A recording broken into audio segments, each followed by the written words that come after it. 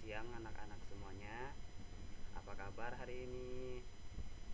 Baiklah, kembali lagi bersama Bapak Ade Firdaus, yang mana di sini kita akan mempelajari mata pelajaran akidah akhlak, yang mana di sini kita akan membahas tentang iman kepada hari akhir. Ada yang tahu apa itu iman kepada hari akhir? Kalau ada yang tahu, nanti kita bahas setelah slide selanjutnya.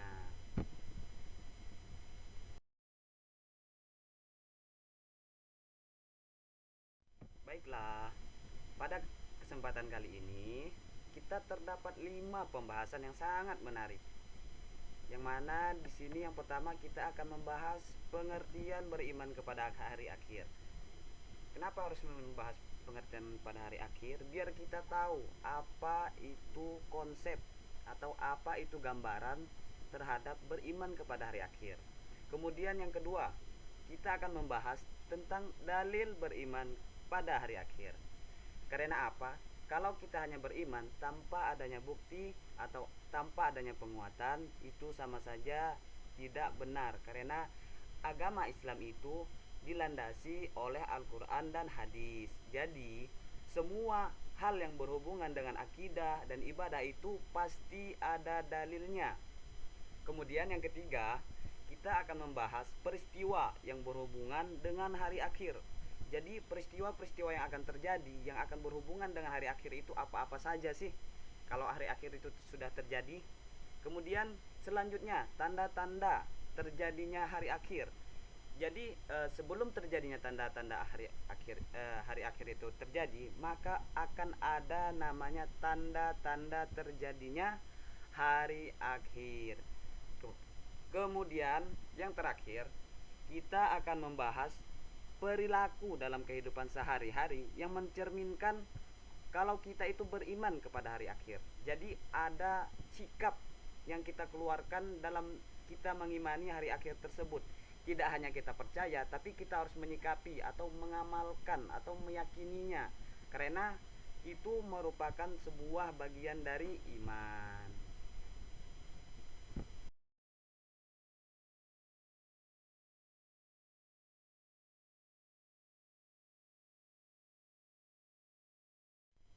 Baiklah, kita akan masuk kepada pembahasan yang pertama, yaitu pengertian iman kepada hari akhir.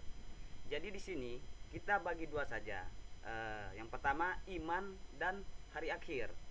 Yang pertama, ada yang tahu nggak apa sih itu iman dan apa itu hari akhir?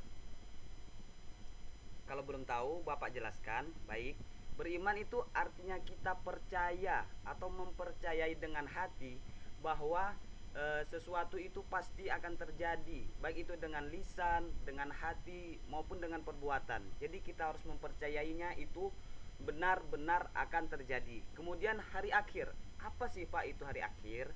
Hari akhir adalah percaya dengan sepenuh hati bahwa suatu saat alam semesta dan seisinya itu akan hancur dan berakhir. Dan kenapa akan berakhir? Karena itu adalah ketetapan dari Allah Subhanahu wa taala yang telah menjadikan dunia ini hanya tempat untuk kita beribadah kepadanya, yang menjadikan dunia sebagai tempat perantara kita menuju ke surganya. Kemudian apa sih iman kepada akhir itu? Kalau kita gabungkan jadi beriman kepada hari akhir, itu ialah kita mempercayai bahwa suatu hari akan terjadi yang namanya kiamat. Ada yang tahu kiamat kan? Tidak mungkin di sini tidak ada yang tahu, karena sudah banyak video-video atau ada sebuah video yang mana dari orang Arab, orang Arab, bukan orang Arab, dari orang Barat, dia membuat sebuah video terjadinya kiamat pada tahun 2012. Namun itu merupakan bukan kiamat, itu sebuah guncangan dunia. Kalau kiamat hancur semua dunia, tidak ada yang selamat. Karena apa? Di sini masih ada orang yang selamat dan dia menggunakan alat buatan manusia, dan itu tidak akan mungkin ada orang yang selamat di dalam terjadinya kiamat atau hari akhir ini. Dan hari akhir juga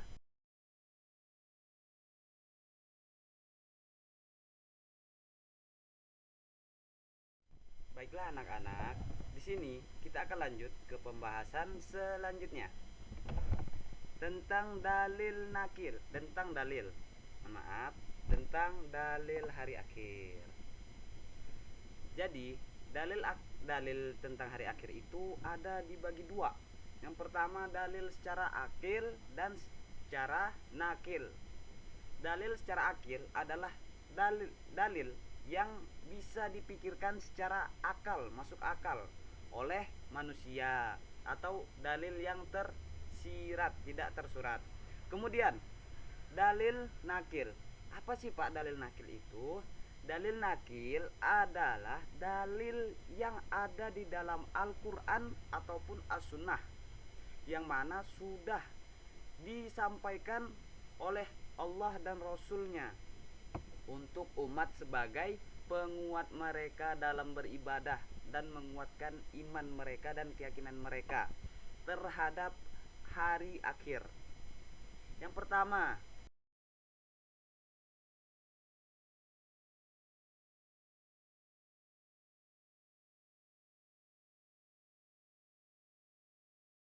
baiklah, kita lanjut ke pembahasan selanjutnya, yaitu peristiwa yang berhubungan dengan hari akhir. Yang mana di sini ada 9, ada 9. Karena di yaumul jaza pembalasan itu ada surga dan neraka. Yang pertama itu alam barzah. Apa sih alam barzah itu? Alam barzah adalah alam kubur. Jadi di mana manusia semua setelah kiamat itu terkubur di dalam alam barzah, atau itu yang sudah mati ataupun belum mati. Jadi semua masih berada di dalam tanah. Kemudian setelah di dalam kubur kita akan terjadi yang namanya yaumul ba'as. Apa sih itu yaumul ba'as? Yaumul ba'as diartikan adalah hari kebangkitan. Jadi pada saat itu semua manusia, semua makhluk Allah itu dibangkitkan di padang mahsyar atau yaumul mahsyar. Yaumul mahsyar adalah yang nomor 3, itu semua manusia dibangkitkan, dikumpulkan di padang mahsyar pada setelah terjadi hari kiamat, yang mana mereka itu untuk diadili dengan diiringi oleh 2 malaikat, satu malaikat pengiringnya dan satu lagi sebagai saksi atas apa yang diperbuat selama di dunia. Kemudian yang selanjutnya yaumul mizan, yaitu adalah sebagai hari penimbangan. Jadi semua amal yang dilakukan itu akan ditimbang, apakah itu masuk ke surga ataupun di neraka. Apakah catatan di dalam buku hisab itu ada namanya itu lebih banyak baik atau berbuat buruk. Jadi sebagaimana yang dijelaskan dari ayat tadi dalam surah At-Toha, kita harus bersiap-siap. Makanya kita di dunia ini perbanyak amal untuk mendapatkan banyak pahala dari Allah, banyak rahmat dari Allah, dapat keberkahan dari Allah, agar kita selamat untuk dari perbuatan yang mungkar. Jadi setelah kita menuju ke yaumul mizan, setelah ditimbang, kita akan menemui yang namanya sirot. Apa sih Pak itu sirot? Kata ulama menjelaskan, sirot itu adalah sebuah jembatan, yang mana jembatan itu tipis sekali, yang di bawahnya itu ada neraka jahanam, yang mana di bawahnya itu ada api yang membakar-bakar manusia apabila jatuh ke dalam sirot tersebut. Terus kenapa sih harus menyeberangi itu? Itu merupakan gambaran apakah kita itu termasuk orang yang bersegera dalam ketaatan kepada Allah, ataukah kita termasuk orang-orang yang sering menunda-nunda amal untuk beribadah kepada Allah. Jadi nanti pas di sirot itu jembatannya itu lebih tipis dari rambut dan lebih tajam dari pisau. Kemudian setelah itu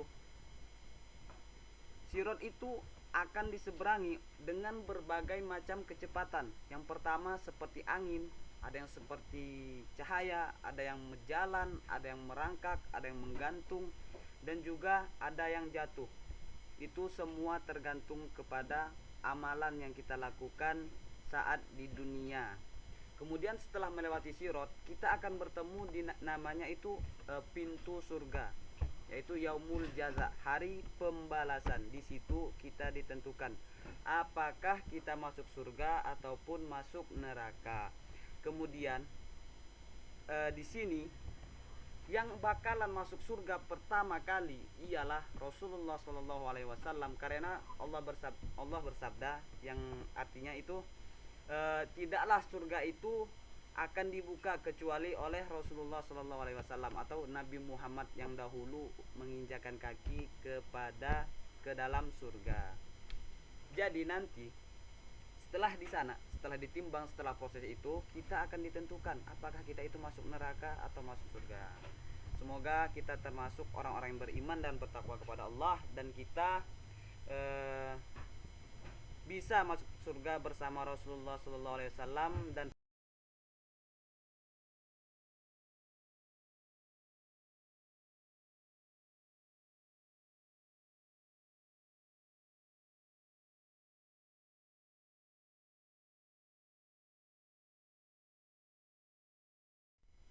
halo anak-anak, baik, selanjutnya kita akan masuk ke tanda-tanda terjadinya hari akhir.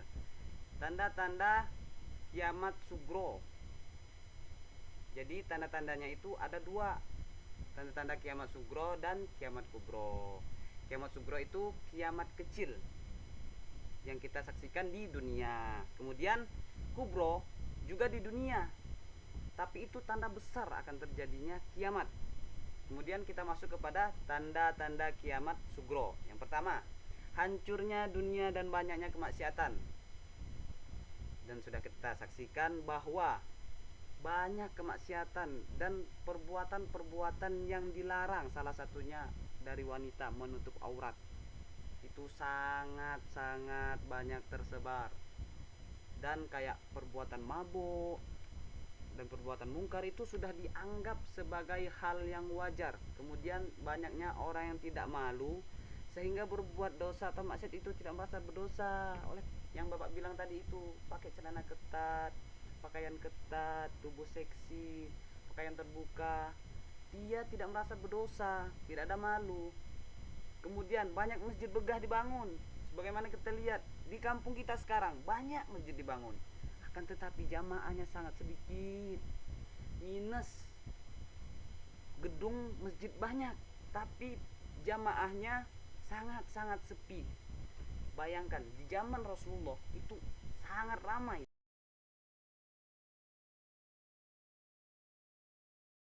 Oke anak-anak, selanjutnya kita lanjut kepada pembahasan kiamat kubro. Apa sih kiamat kubro itu? Itu ialah kiamat, tanda-tanda terjadinya kiamat kubro. Yang pertama, turunnya Dajjal. Apa sih Pak Dajjal itu? Dajjal adalah makhluk Allah Subhanahu wa taala yang sedang dikurung, yang sedang dirantai oleh Allah Subhanahu wa taala, yang mana nanti dia akan turun ke dunia atau mengelilingi dunia untuk menyesatkan semua makhluk Allah. Mereka menyesatkannya. Jadi Dajjal dia akan mengelilingi dunia untuk mencari pengikut, dan dia itu mempunyai beberapa keunggulan.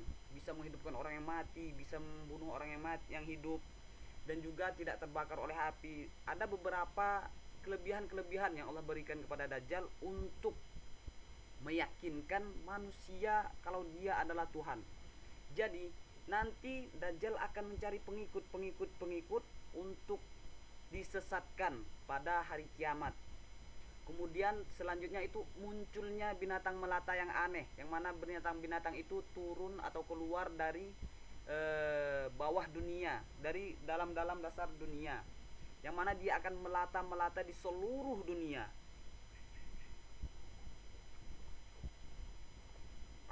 Yang mana itu hewannya tidak pernah kita ketemui selama di dunia ini, selama kita.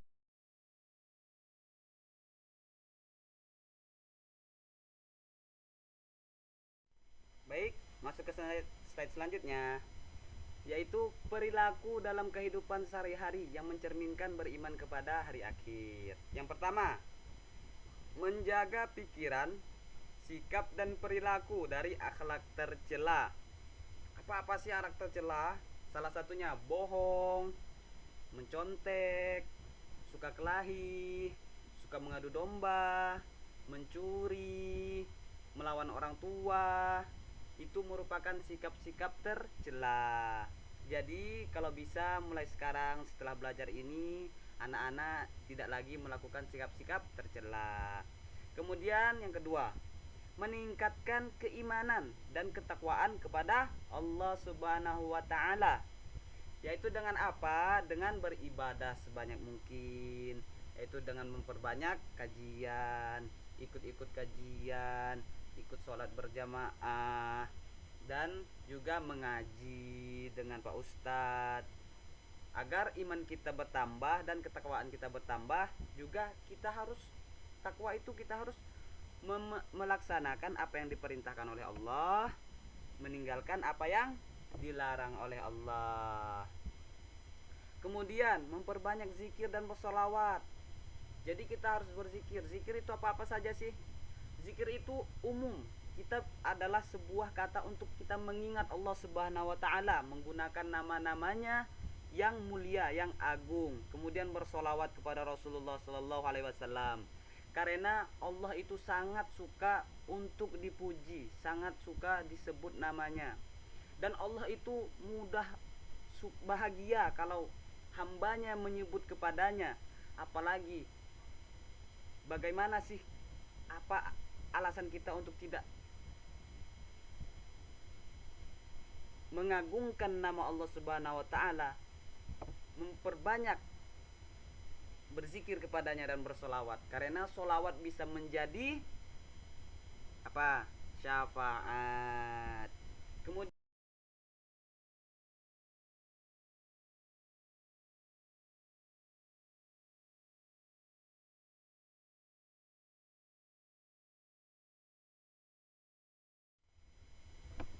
alhamdulillahirabbil alamin, tidak terasa sudah di akhir pembahasan. Uh, apakah di sini anak-anak ada yang masih ingin bertanya tentang pembahasan kita kali ini? Yang mana di sini sudah ada beberapa pembahasan yang kita bahas. Apakah anak-anak masih ada yang ingin ditanyakan? Kalau ada yang kurang jelas silakan dipertanyakan. Kalau sudah jelas kita lanjut. Kita tutup pembahasan kita pada hari ini bersama-sama. Ada tidak yang ingin ditanyakan anak-anak? Oke, kalau tidak ada kita akhiri materi kita kali ini. Billahi taufik wal hidayah. Assalamualaikum warahmatullahi wabarakatuh. Selamat